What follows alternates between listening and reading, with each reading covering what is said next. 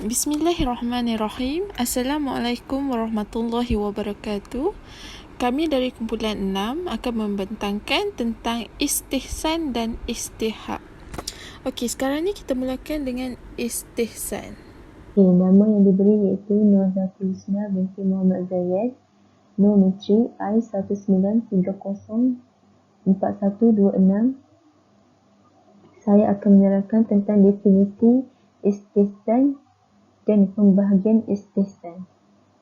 Okey, makna bahasa daripada definisi istihsan ni iaitu menjadikan sesuatu itu sebagai perkara yang baik, iaitu melakukan perkara yang baiklah.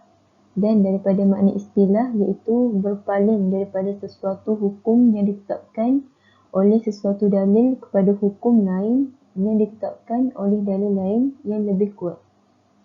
Maksud daripada makna istilah ini ialah hukum yang digantikan hukum lain dengan sebab-sebab yang tertentu. Okey, kita lihat kepada kehujahan istihsan.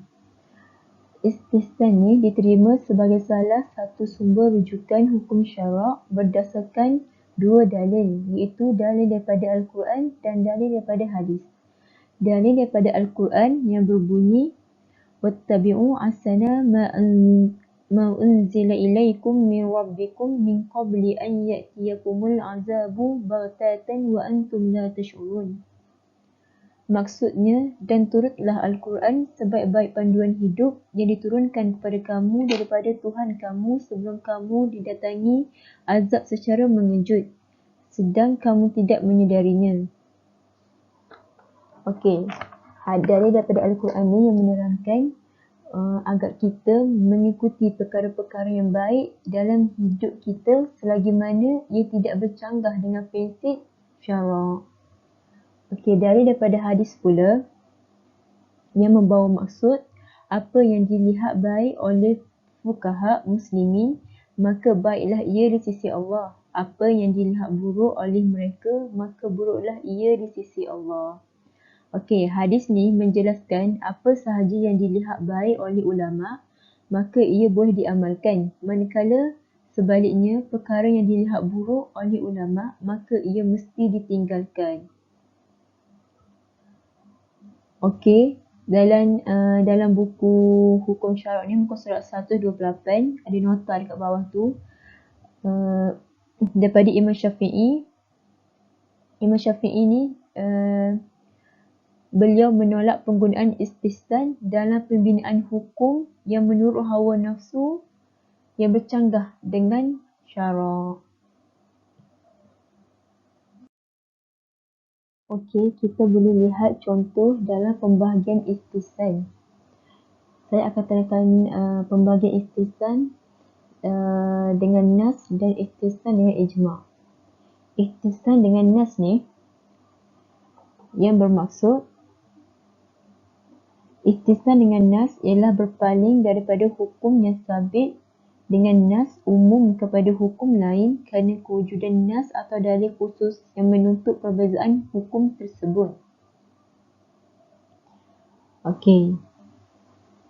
Seperti ayat Quran yang telah dinyatakan, ya ayyuhallazina amanu kutiba alaikumusyiyamu kama kutiba alal ladzina min qablikum la'allakum tattaqun. Maksudnya, wahai orang-orang yang beriman, kamu diwajibkan berpuasa sebagaimana diwajibkan atas orang-orang yang dahulu daripada kamu supaya kamu bertakwa. Okey, ayat Al-Quran ni yang menjelaskan bahawa puasa adalah wajib dan untuk menyempurnakan puasa ialah dengan menahan diri daripada perkara yang membatalkannya seperti makan atau minum. Tetapi datangnya satu hadis yang diriwayatkan oleh Abu Hurairah yang membawa maksud sesiapa yang makan atau minum dalam keadaan terlupa sedangkan dia berpuasa, maka janganlah dia berbuka puasa. Sesungguhnya itu hanyalah rezeki yang direzekikan oleh Allah kepadanya. Okey, macam ni lah. Makan atau minum ketika puasa dalam keadaan terlupa tidak membatalkan puasa berdasarkan kaedah istihsan. walaupun ia berlawan dengan makna umum ayat Al-Quran sebentar tadi.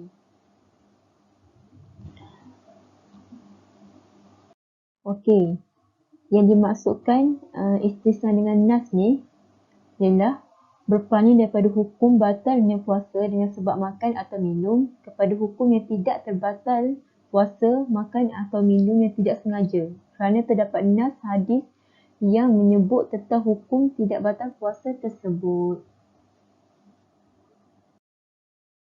Seterusnya, istisna dengan ijma'. Istisna dengan ijma' ialah berpaling daripada hukum yang sabit dengan kaedah umum kepada hukum lain berdasarkan ijma' ulama' yang menuntut perbezaan hukum tersebut. Contohnya, akad istisna.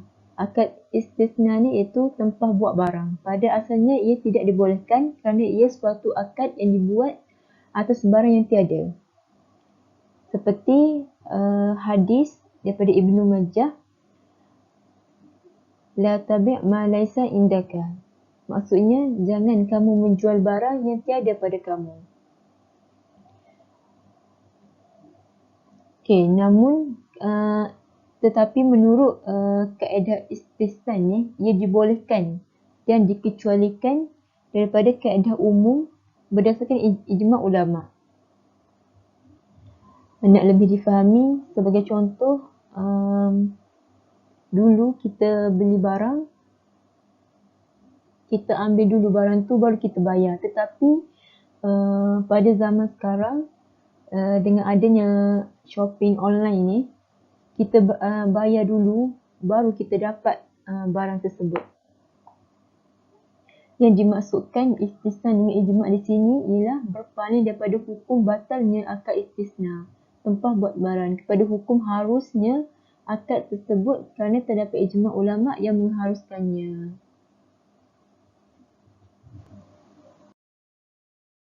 Hai, Assalamualaikum warahmatullahi wabarakatuh. Sebelum meneruskan poin yang seterusnya, saya ingin memperkenalkan diri. Nama saya Fatin Nur Syafiqah binti Fakhrul Razi.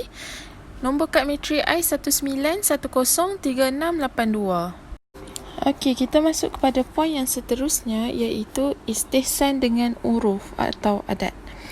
Istihsan dengan uruf ialah berpaling daripada hukum yang sabit dengan nas umum kepada hukum lain kerana uruf yang berlaku yang menuntut perbezaan hukum tersebut. Okey, contoh dia menurut kaedah asal, sesuatu harta wakaf mestilah bersifat mu'abbad, iaitu kekal selamanya. Harta yang kekal selamanya ni kita tak boleh alih lah, contoh macam tanah. Okey, yang ni bermaksud harta yang boleh alih macam wang ataupun buku tidak boleh diwakafkan sebab dia boleh jadi rosak, lepas tu dia tidak bersifat kekal. Tapi dalam kaedah istihsan ni, harta boleh alih ni macam wang atau buku boleh diwakafkan berdasarkan uruf. Kebiasaannya amalan orang ramai pada zaman sekarang. Okey, maksud dia contoh macam ni lah, kita ada tanah dekat atas bukit. Contoh tanah tu dekat Kedah, tapi kita niat nak wakafkan tu dekat rumah anak-anak yatim yang dekat KL. Lepas tu takkan ikut kita yang mana yang duduk KL tu, anak-anak yatim yang duduk KL tu nak pergi pindah Kedah kan. Jadi dari situ dia macam kita ni menurut konsep istihsan dengan uruf ni, kita boleh gadaikan tanah tu, lepas tu kita gantikan dia dengan beli macam contoh van untuk anak-anak yatim tu bergerak ke mana-mana ke, macam tu. Okey, seterusnya ialah istihsan dengan darurat atau hajat. Istihsan dengan darurat atau hajat ni maksud dia berpaling daripada hukum yang sabit dengan nas umum kepada hukum lain kerana darurat atau hajat yang berlaku yang menuntut perbezaan hukum tersebut. Contoh dia menurut kias dan kaedah umum, bangkai yang jatuh dalam telaga ni akan menajiskan telaga tersebut. Lepas tu telaga tersebut tu dia akan jadi tak suci walaupun semua air ataupun sebahagian daripada air dia dikeluarkan, kerana air baru yang terbit akan menjadi najis kerana terkena dinding telaga atau air sedia ada yang bernajis akibat bangkai tadi. Dalam Al-Quran pun ada sebut surah Al-An'am ayat 145. Katakanlah, wahai Muhammad, aku tidak dapati dalam apa yang telah diwahyukan kepadaku sesuatu yang diharamkan bagi orang yang hendak memakannya, melainkan kalau benda itu bangkai atau darah yang mengalir atau daging babi, kerana sesungguhnya ia adalah kotor. Tapi fuqaha ni telah meninggalkan kias dan kaedah umum yang menyatakan bahawa telaga itu boleh jadi suci kalau kita buang sebahagian besar daripada air dalam telaga tu. Hukum baru ni berdasarkan kaedah istihsan dengan darurat ataupun hajat. Okey, ini maksud dia kira macam dia berpaling daripada hukum najis telaga yang jatuh bangkai tu. So ayat tu akan jadi suci kalau kita buang sebahagian besar daripada air telaga tersebut. Okey, kita masuk pula kepada poin yang seterusnya, iaitu istihsan dengan maslahah. Istihsan dengan maslahah ni dia berpaling kepada hukum yang sabit dengan nas umum kepada hukum lain kerana maslahah yang berlaku yang menuntut perbezaan hukum tersebut. Contoh dia menurut kias dalam kaedah umum, orang yang diamanahkan dengan sesuatu tugas tidak dikenakan ganti rugi jika berlaku kerosakan berdasarkan umum hadis berikut. Dalam hadis ni ada sebutlah tidak dikenakan ganti rugi atas orang yang diberi amanah. Tapi fuqaha ni ada meninggalkan kias dan kaedah umum. Dia kata orang yang diamanahkan dengan sesuatu tugas boleh dikenakan ganti rugi jika berlaku kerosakan, apatah lagi jika berlaku kecuaian dengan sengaja. Contoh dia macam kita jaga kereta sewa orang tu, lepas tu kita dengan tidak sengaja pi langgar kereta sewa orang tu. Jadi kalau ikut hadis tu tak apa, kita tak payah ganti rugi. Tapi kalau dalam konsep istihsan dengan maslahah ni, kita kena ganti rugi dengan ganti rugi kecuaian kita kalau benda tu jadi dengan sengaja. Sebab ini nak menjamin dan menjaga hak harta orang ramai dengan mendapat pembelaan yang sewajarnya. Jadi dalam ni istihsan dengan maslahah ni maksud dia berpaling daripada hukum yang diamanahkan dengan sesuatu tugas tidak dikenakan ganti rugi jika berlaku kerosakan kepada hukum. Bolehnya orang yang diamanahkan dengan sesuatu tugas digantikan ganti rugi jika berlaku kerosakan kerana maslahah tertentu. Okey, poin yang terakhir iaitu istihsan dengan kias kafi ataupun kias tersembunyi.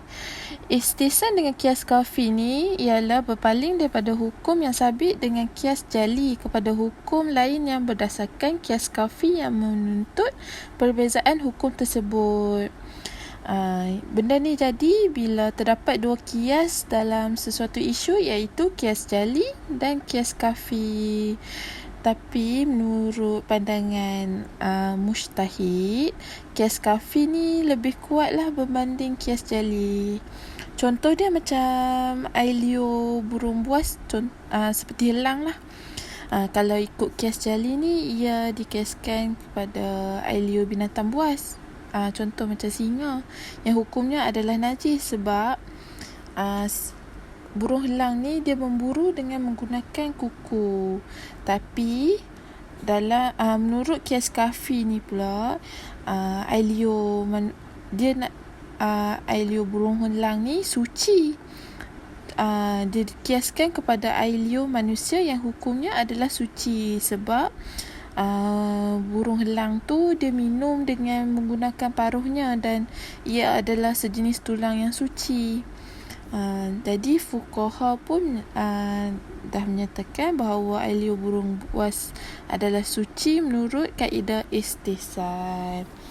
Jadi dia nak cerita kat sini, istihsan dengan kias kafi ni ialah berpaling daripada hukum najis air liur burung buas kepada hukum suci air liur burung buas berdasarkan kias kafi.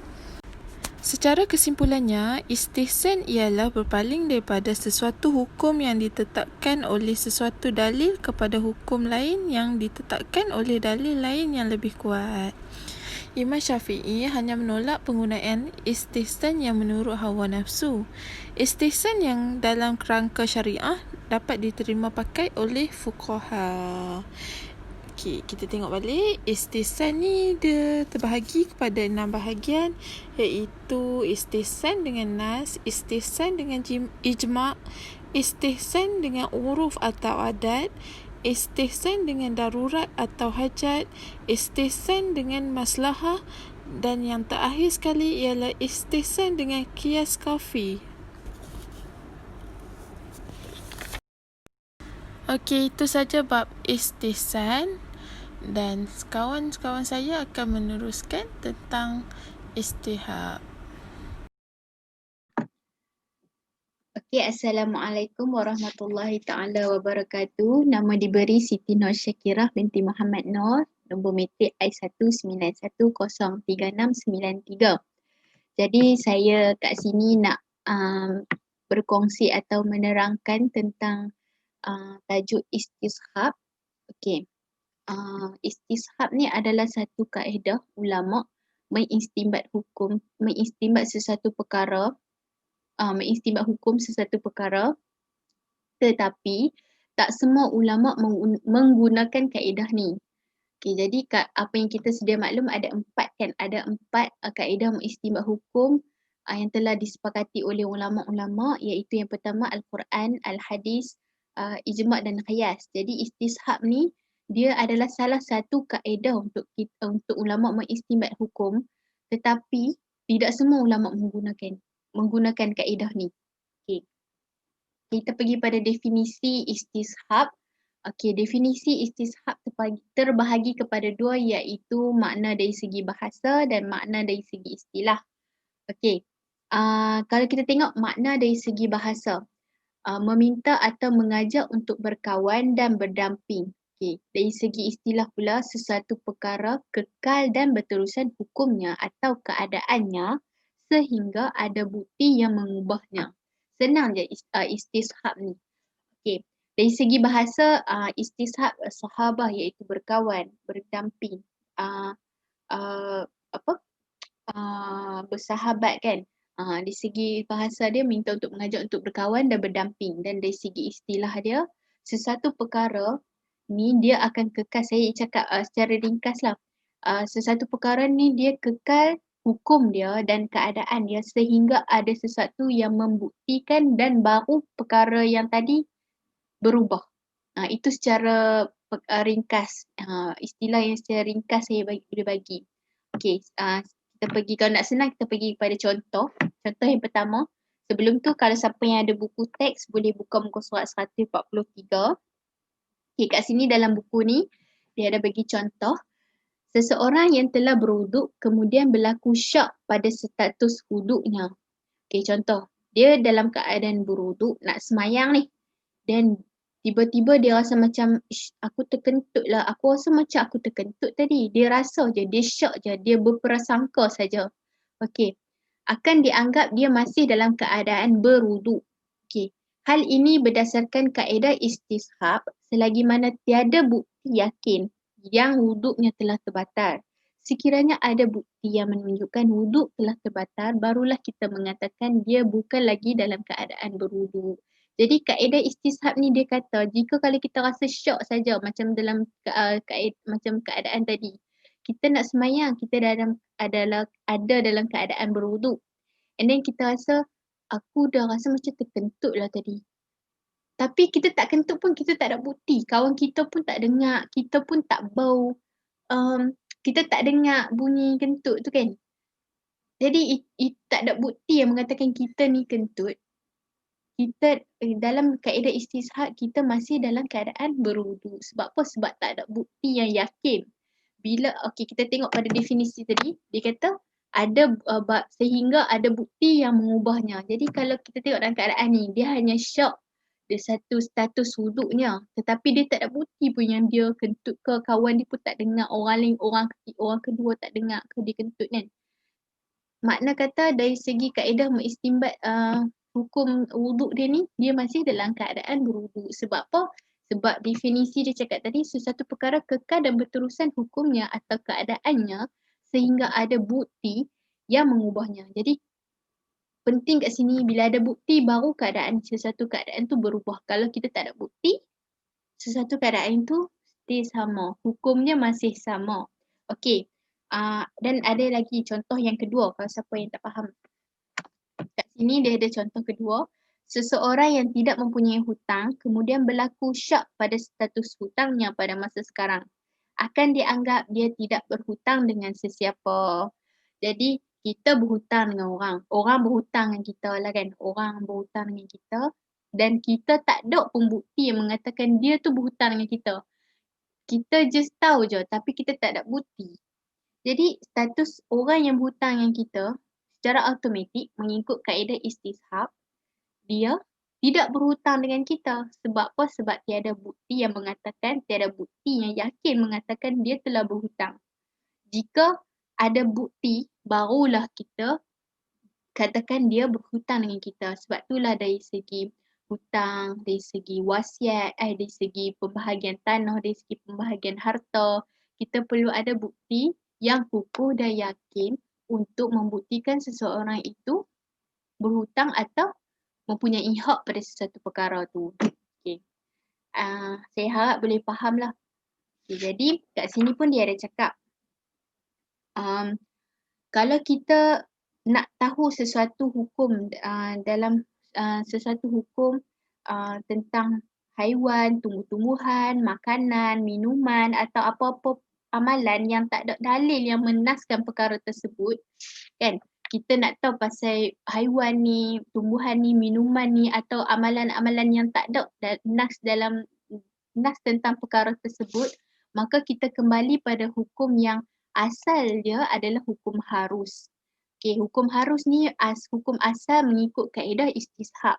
Jadi kalau kita cek-cek kalau para ulama kalau perkara yang baru berlaku kan, kita cek-cek para ulama pun tengok dalam Al-Quran tak ada yang tentang perkara-perkara ni yang mengatakan kata tak boleh ataupun haram ataupun sunat ataupun wajib suatu amalan atau atau perkara-perkara macam saya cakap tadi makanan, tumbuhan, minuman atau amalan-amalan tadi tu tak ada yang nas mengatakan hal tersebut, menghukumkan sesuatu hal tersebut, maka mengikut kaedah istishab ni semua perkara tu akan pergi kepada hukum asal iaitu harus.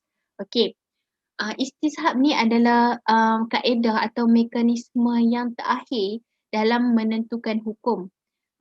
Jadinya sebelum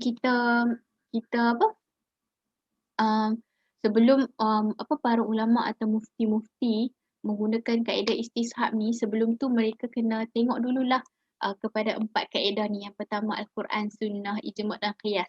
Jadi hukum istishab ni adalah hukum yang terakhir, kaedah yang terakhir yang boleh digunakan untuk kita mengistimbat hukum.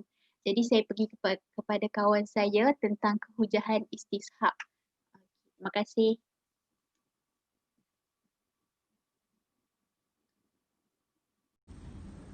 Assalamualaikum warahmatullahi wabarakatuh. Nama saya Nurul Ashikin binti Syahrizal, memegang nombor metrik I1910377. Saya merupakan pelajar ijazah sarjana muda kaunseling semester 3. Kita teruskan, kita masuk kepada kehujahan istishab.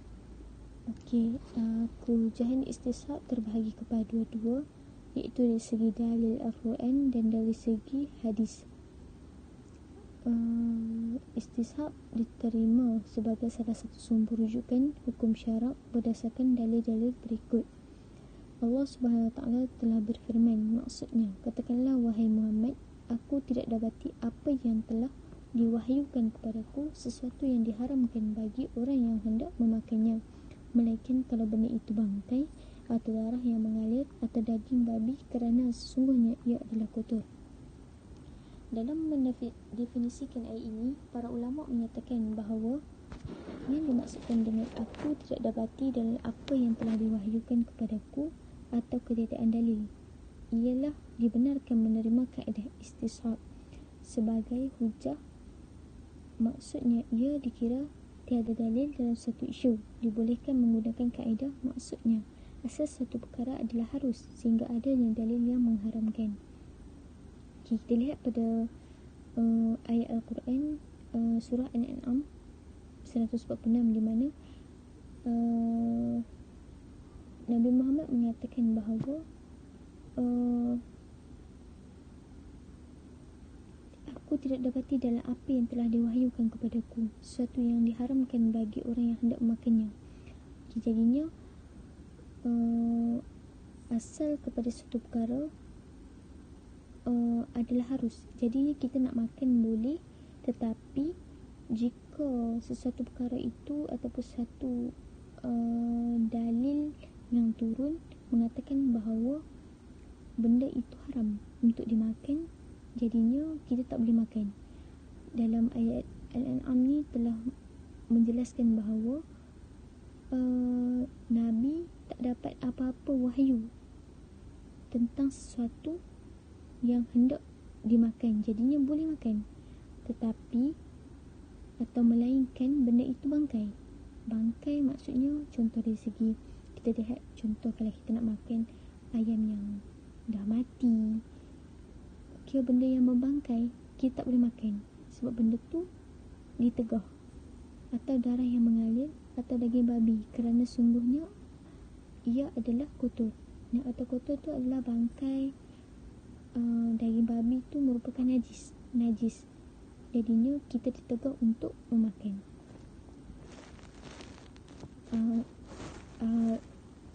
Kita boleh lihat daripada ayat Al-Quran ni mengatakan jika hukum yang dikeluarkan itu tidak haram, jadi kita boleh makan. Kita boleh makan. Tetapi jika kita dapat lihat ataupun kita dapat terima dalil yang mengatakan haram untuk makan, jadinya kita tak boleh makan. Jadinya kita kena kaji dululah sama ada benda tu boleh dimakan ataupun tidak boleh dimakan. Ada dalam Al-Quran juga menyatakan berkaitan dengan burung helang, di mana burung helang tu tak boleh dimakan. Sebab apa? Sebab dia menggunakan kukunya untuk mencengkam pemangsa, di mana bila dia menggunakan kuku untuk mencengkam pemangsa, jadi hanya haiwan tersebut ataupun pelaku tersebut tidak boleh dimakan, iaitu helang.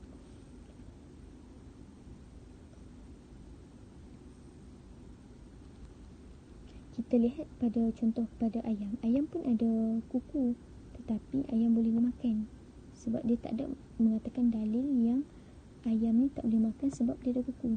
Tapi ada dalil Al-Quran mengatakan helang tak boleh makan sebab dia kuku dia hanyalah untuk mencengkam pemangsa.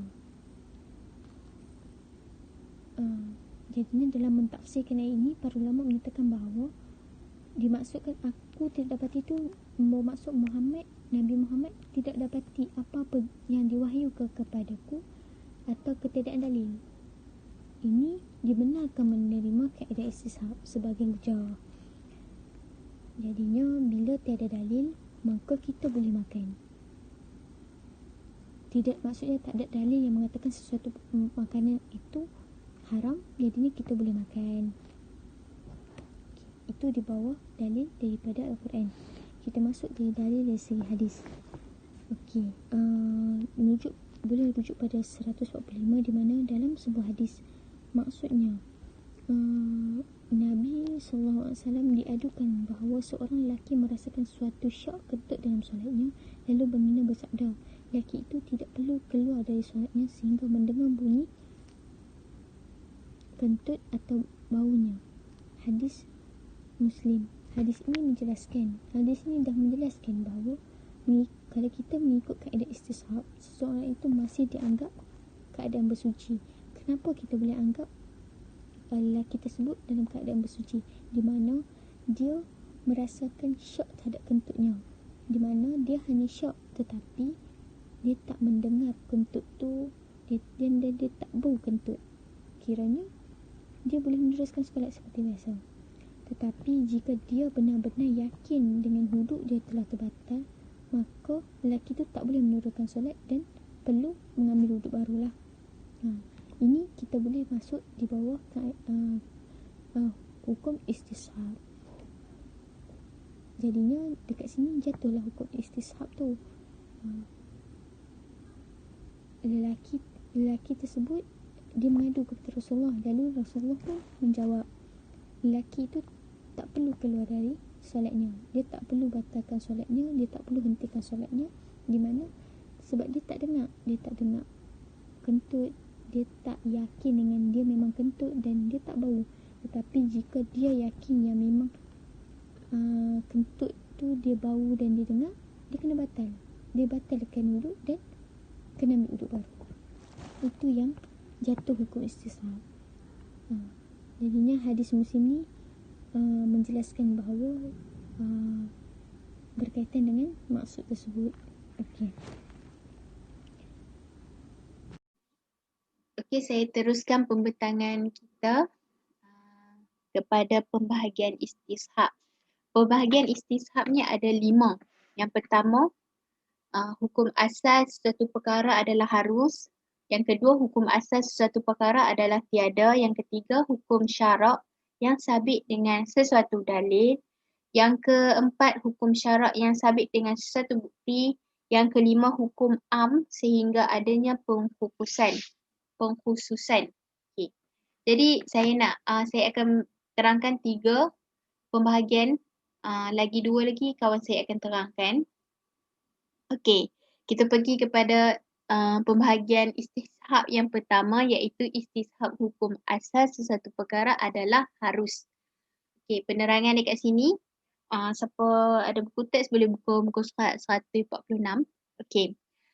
Setiap perkara yang ada di dunia seperti haiwan, tumbuhan atau objek dan tidak ada nas daripada syarak yang mengharamkannya dan ia mempunyai manfaat, maka ia adalah diharuskan. Hal ini berdasarkan kaedah istishab, hukum asal sesuatu perkara adalah harus, yang diharamkan sekiranya ada dalil yang menegah atau mengharamkan. Jadi kat sini dia nak cakap perkara yang kat dunia ni, haiwan, tumbuh-tumbuhan, benda-benda yang boleh memberi manfaat kat kita, tapi dia tak ada pun nas yang mengatakan haram untuk dia makan atau haram untuk dia buat, haram untuk dia kerjakan dan haram untuk dia ambil ataupun haram untuk dia menggunakan, maka dia berbalik kepada hukum asal. Istishab ni adalah harus. Macam saya cakap tadi pada definisi tadi kan. Berbalik pada hukum asal. Hukum asal istishab adalah harus. Jadi selagi mana perkara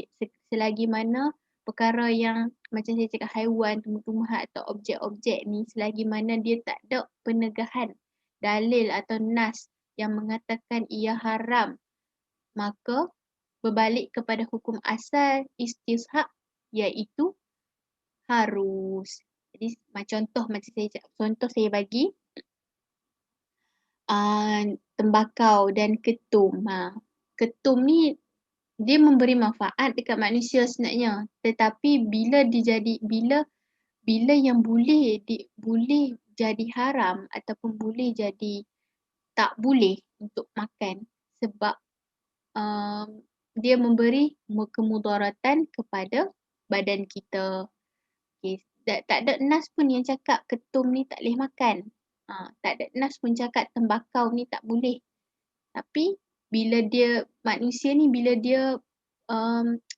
dicampur dengan macam-macam sehingga kan sesuatu benda tu boleh memudaratkan badan manusia, jadi itu yang boleh menjatuhkan hukum tak boleh. Mengikut istishab ni, sesuatu perkara tu asalnya macam saya cakap ketun tembakau, asalnya dia harus boleh makan, boleh digunakan. Tetapi bila dijadikan sesuatu perkara tu sehingga melalaikan atau memudaratkan atau membuat sampai kita mabuk semua dan sebagainya tu, itu yang dijadikan jatuh hukum tak boleh. Sebab dia kata kat sini yang diharamkan sekiranya ada dalil menegah atau mengharamkan. Kata benda yang memabukkan ni yang boleh mengeluarkan kita daripada aras pemikiran kita, akal yang waras kita ni, benda tu tak boleh, haram. Jadi secara tidak langsung apabila macam contoh buah anggur boleh dimakan, tetapi apabila diperak dan dijadikan sebagai arak, jadi benda tu memudaratkan, bagi kita mabuk, bagi kita tak boleh berfikir, kita boleh buat apa saja waktu kita, ialah luar kawalan diri kita. Jadi hukumnya boleh dikeluarkan hukum mabuk itu bila kita buat benda-benda yang boleh memudaratkan diri kita dan memudaratkan orang lain, hukum dia secara tidak langsung menjadi tidak boleh. Jadi kat sini istinbat hukum asas suatu perkara adalah harus. Okay, macam saya cakap tadi, ketum, tembakau mula-mula jadi harus. Mula-mula harus, kita boleh. Tapi setelah, sebab benda tu memberi manfaat. Tapi setelah ada dalil ataupun ada nas-nas yang mengatakan jika dia buat sampai jadi macam ni boleh memudaratkan diri dia, itu diharamkan. Okay, boleh faham? Okay, yang kedua, istinbat hukum asal sesuatu perkara adalah tiada. Okay, seseorang yang didakwa atau dituduh melakukan sesuatu jenayah seperti mencuri dan orang yang mendakwa tiada kemukakan bukti, maka orang itu dianggap tidak bersalah. Hal ini kerana kaedah istishab hukum asal sesuatu perkara adalah tiada sehinggalah ada bukti yang menunjukkan seseorang itu terlibat dengan jenayah tersebut. Okay, kat sini dia nak cakap seorang tu dia dituduh kan dia mencuri. Tapi tak ada bukti, tak ada saksi yang mengatakan dia ni memang mencuri. Tak ada pun ada bukti dia ni ambil barang orang ni ataupun dia masuk masuk rumah macam perompak kan, masuk rumah, tak ada bukti pun. Kalau ikutkan kaedah istishab, hukum asas sesuatu tu tiada. Maksudnya tak ada lah, dia tak ada hukum kat dia. Dia tu bukan pencuri kalau selagi tak ada bukti ataupun tak ada saksi yang mengatakan dia ni mencuri. Jadi kita berbalik pada kaedah istishab, sesuatu hukum tu adalah tiada sehinggalah ada bukti yang menunjukkan seorang itu terlibat. Contoh, tiba-tiba kita dah cari orang untuk jadi saksi. Kita dah cari ni tak ada, kita tak ada bukti yang kata dia tu masuk rumah kita, curi, masuk rompak rumah kita kan. Tiba-tiba terjumpa cap jari dia dekat tombol pintu ke, dekat meja ke, itu secara tidak langsung itu menunjukkan dialah sebagai penjenayah. Ada bukti yang menunjukkan dia itu terlibat dalam jenayah tersebut. Itu yang dimaksudkan. Sesuatu perkara tu hukum asas sesuatu perkara itu tiada, dan bila ada bukti baru dia disabitkan. Okay, boleh faham? Okay, kita pergi ke seterusnya. Istishab hukum syarak yang sabit dengan sesuatu dalil. Okay. Sesuatu hukum wajib atau harus yang disabitkan dengan hukum dalil akan kekal wajib atau harus sehinggalah adanya dalil yang mengharamkannya dan menegah. Okay, kat sini dia ada bagi contoh dalil, contoh ayat Al-Quran daripada surah Al-Baqarah, surah yang kedua ayat ke-43 yang bermaksud, dan dirikanlah kamu akan sembahyang dan keluarkanlah zakat dan rukuklah kamu semua, yakni berjemaah bersama-sama orang yang rukuk. Ayat ni dia mengatakan semua orang wajib untuk solat. Okay. tak kisah lelaki dan perempuan. Okey, tiba-tiba ada satu hadis ni. Hadis Al-Bukhari yang bermaksud daripada Aisyah bahawa Fatimah bin Abu Hubaish bertanya kepada Nabi Muhammad sallallahu alaihi wasallam, "Aku beristihadah dan tidak suci. Adakah aku perlu meninggalkan solat?" Nabi menjawab, "Tidak, ia hanya darah penyakit, tetapi tinggallah solat pada hari-hari yang kamu haid. Kemudian mandilah wajib dan solatlah." Dekat sini, okey, mula-mula tadi dalam surah Al-Baqarah ayat ke-43 tu, mula-mula tadi Allah memerintah kita untuk semua orang kena solat, wajib solat. Okey, macam takrif tadi, sesuatu hukum wajib dan harus yang disabitkan sesuatu perkara. Jadinya pada dalil yang pertama ni Allah suruh kita semua solat. Tak kisah lelaki ke perempuan, sehinggalah hadis ni mengatakan Aisyah bertanya kepada Fatimah bertanya kepada Nabi tentang status dia.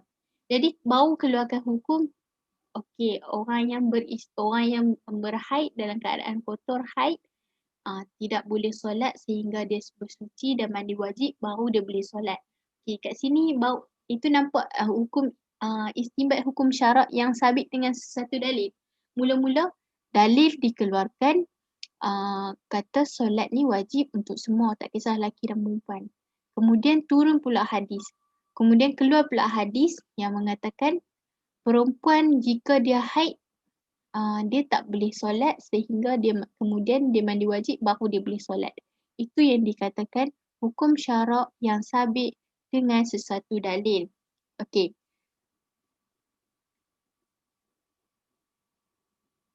Okey, hal ini adalah haid. Okey, hadis tadi hal ini adalah haid kerana haid adalah halangan untuk menyebabkan seseorang wanita itu haram menunaikan solat. Jadi haid ni kan dalam keadaan kita berhadas besar, dalam keadaan kita kotor. Jadi tidak diharamkan untuk kita solat.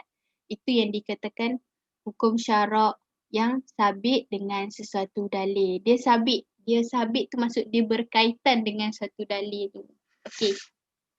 Itu saja daripada saya pembahagian istishab. Yang pertama sekali, sesuatu perkara adalah harus, yang contoh saya bagi tadi, mula-mula memang hukum asal bagi istishab adalah harus. Contoh saya bagi tadi ketum, dia boleh makan sebab dia memberi manfaat kepada kita, tapi bila diolah atau dibuat sehingga memberi kemudaratan kepada kita, hukum dia menjadi tidak boleh. Okey, yang kedua, hukum asal satu perkara adalah tiada. Contoh macam saya cakap tadi,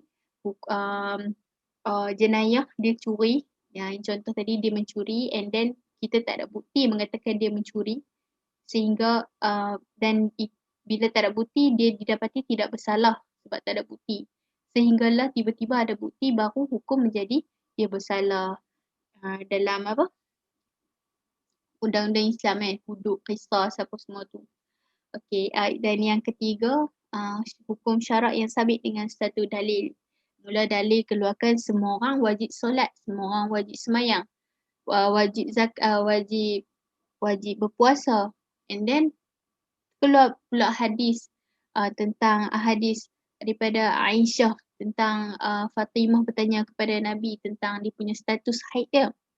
Jadi kat situ baru itu keluar pula satu hukum jika seseorang wanita itu dalam keadaan haid atau kotor atau tidak suci, maka dalam tempoh tu dia diharamkan solat.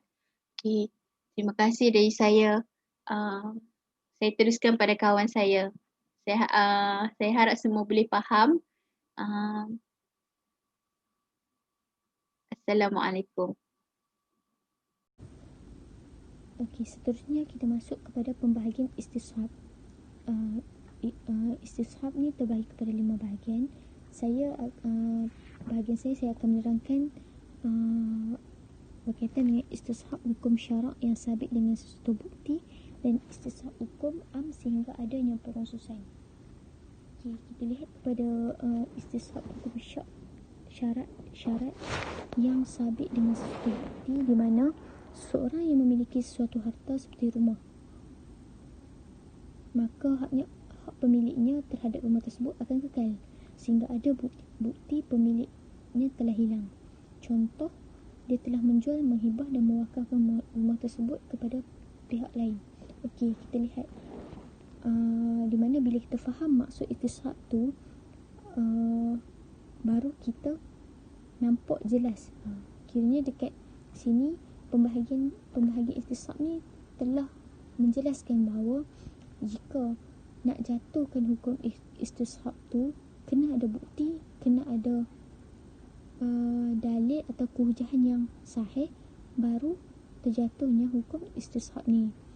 Di mana para ulama hanya bersepakati melalui Al-Quran, hadis, ijma' dan qiyas. Jadinya hukum istishab ni diguna pakai, tetapi tak semua para ulama menggunakannya. Okey, jadi kita lihat pada istishab hukum syarak yang sabit dengan satu bukti ni, di mana contohlah seseorang tu dia memiliki harta, tetapi dia nak bahagikan harta tersebut kepada orang lain. Contoh dia macam ayah kita nak bagi harta kepada kita dan adik-adik kita yang lain. Ayah kita mestilah kena tukar nama, kena ada dokumen yang sahih, tanda tangan semua tu kan. Tapi jika ayah kita tu tak buat melalui proses tersebut, maka status pertukaran nama tu masih di bawah nama ayah kita. Jadi kita tak boleh nak kata, oh ni tanah saya, ni tanah abang, ni tanah adik. Sebab selagi mana nama tak bertukar ataupun tak ada dokumen-dokumen yang sah mengatakan tanah tersebut telah ditukar nama, jadinya tanah tersebut ataupun rumah tersebut masih kepunyaan pemilik yang asal. Itu yang dimaksudkan dengan sabit dengan sesuatu bukti. Jadinya mungkin dari segi kena ada saksi, kena ada dokumen yang sahih, kena ada surat hitam putih, kena ada tanda tangan, semua tu kan. So bila kita nak jatuhkan sesuatu sabit dengan satu bukti, kena ada bukti yang sahih mengatakan perkara tu ataupun satu perkara tu telah ditukarkan. Bila rumah tu ditukarkan, jadinya pemilik pun akan jadi pemilik baru, bukan lagi pemilik lama. Tetapi kalau tak ada, jadinya dia kekal kepada pemilik yang asal. Sama juga kepada kita faham dari segi istilah istishab tu apa. Dia kekal, makna kekal hukumnya jika tak ada dalil yang dapat mengubahnya. Kalau ada dalil, baru dapat mengubah sesuatu perkara tersebut. Okey, kita masuk istishab hukum am sehingga adanya perkhususan. Okey, am dalam bahasa Arab bermaksud meliputi semua perkara dan tidak terkecuali sedikit atau sesuatu pun. Sesuatu dalil am akan kekal dalam keadaan am sehinggalah adanya dalil yang mengkhususkannya. Contohnya firman Allah, maksudnya oleh itu siapa antara kamu yang menyaksikan anak bulan Ramadan atau mengetahuinya, maka hendaklah dia berpuasa. Ayat di atas mewajibkan semua orang yang mengetahui tentang permulaan bulan puasa untuk berpuasa. Semua bermaksud seorang pun tidak terkecuali pada berpuasa. Namun ayat yang ini telah dikecilkan skop oleh kenyataan Allah dalam ayat yang sama, iaitu sesiapa mempunyai keuzuran syar'i, dia diharuskan untuk tidak berpuasa berdasarkan firman Allah.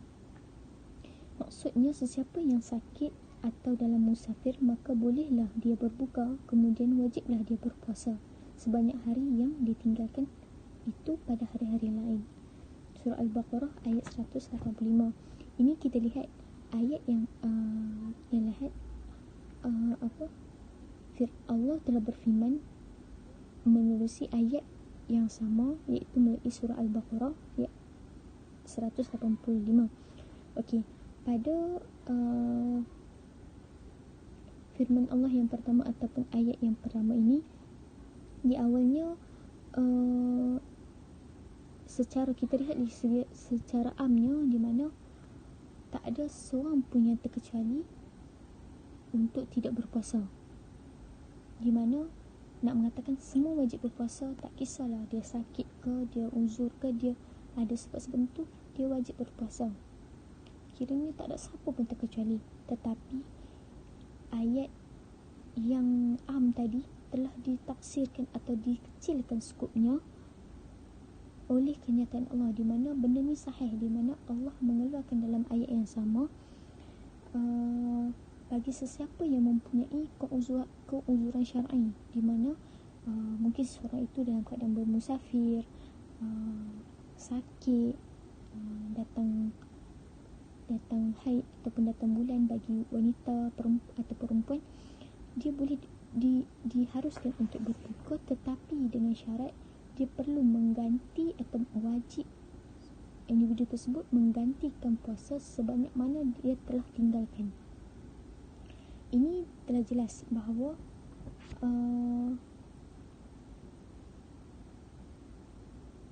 apabila seorang itu buka puasa, maka dia kena ganti.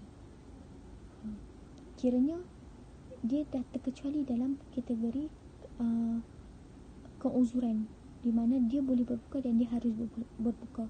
Contohnya macam seorang itu sakit, dia terikat dengan ubat, jadinya dia diharuskan untuk berbuka puasa dan menggantikannya pada waktu dia sihat. Sama juga untuk wanita ataupun perempuan yang datang haid. Apabila seorang perempuan datang haid dalam tempoh yang ditinggalkan, maka dia harus menggantikan semula puasa tersebut. Sebab kita tengok istishab hukum am, sehingga adanya pengkhususan, di mana dia khususkan kepada sesiapa yang dia dah khususkan kepada siapa yang boleh buka puasa, siapa yang tak boleh buka puasa. Jadinya kepada ayat yang kedua, di mana Allah mengatakan siapa yang mempunyai keuzuran syar'i dari segi sakit, bermusafir, boleh berbuka puasa, tetapi wajib dia gantikan sebanyak mana dia telah tinggalkan. Jadinya kalau dia tak ganti, dia berdosa lah. Sebab kita lihat pada ayat asal, di mana ayat di awalnya mewajibkan semua orang berpuasa, jadinya tak dikecualikan. Tetapi bila ditaksirkan atau dikecilkan skopnya, Allah nyatakan bahawa boleh berbuka puasa pada orang yang mempunyai keuzuran syar'i, tetapi dia wajib dan diharuskan untuk dia menggantikan sebanyak mana dia telah tinggalkan. Okay.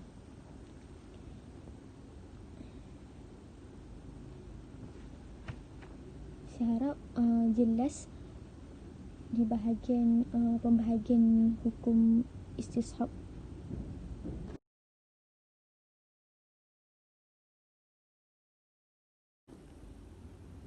Okey, kita tengok sikit berkaitan dengan rumusan, di mana istishab ialah kekal hukum atau keadaan sesuatu perkara sehingga ada bukti yang mengubahnya. Okey, kita apabila dikaitkan dengan hukum istishab, kita kena faham di mana hukum kekal hukum atau keadaan sesuatu perkara itu, apabila nak mengubahnya mesti kena ada bukti atau berdalil yang sah, baru boleh mengubahnya. Kalau tidak, dia akan kekal kepada hukum asal. Kita tengok dari segi saya bagi contoh tadi, dalam buku pun ada mengatakan bahawa berkaitan dengan seseorang itu nak bertukar ataupun nak menjual rumah. Kat situ, kalau dia tak bertukar nama, dia tak ada saksi, dia tak ada dokumen yang sah, dia tak melalui proses-proses tersebut, maka yang kita kira daripada yang asalnya adalah hukum yang asal ataupun hak yang asal. Itu yang dimaksudkan dengan istishab. Okey, sebenarnya sekiranya berlaku syak pada kewujudan sesuatu, maka kaedah istishab ialah perkara itu tiada. Okey, kita lihat pada pada dalil dari segi hadis di mana tujuan dari segi hadis di mana seorang itu dia syok daripada kentut dia. Sebenarnya syok pada kentut dia tak ada. Jadinya kaedah istishab tu tak ada. Okey, sebenarnya sekiranya berlaku syok pada ketiadaan sesuatu, maka kaedah istishab ialah perkara itu masih ada. Okey, ini kita lihat macam dia syok kepada satu perkara. Dia syok pada satu perkara tu tak ada, tetapi sebenarnya istishab tu adalah wujud. Okey, yang terakhir adalah istishab adalah kaedah terakhir dalam penentuan hukum setelah ketiadaan dalil. Okey, apabila nak jatuhkan hukum istishab ni, para ulama kena mengkaji dulu dari segi Al-Quran, hadis, qiyas dan ijma'. Okey, apabila empat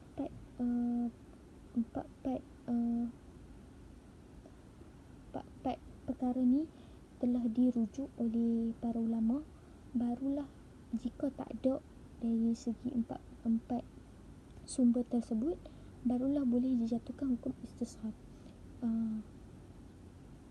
Sebab para ulama dengan kaedah istishab ni adalah tidak disepakati, tetapi ada juga para ulama yang menggunakannya.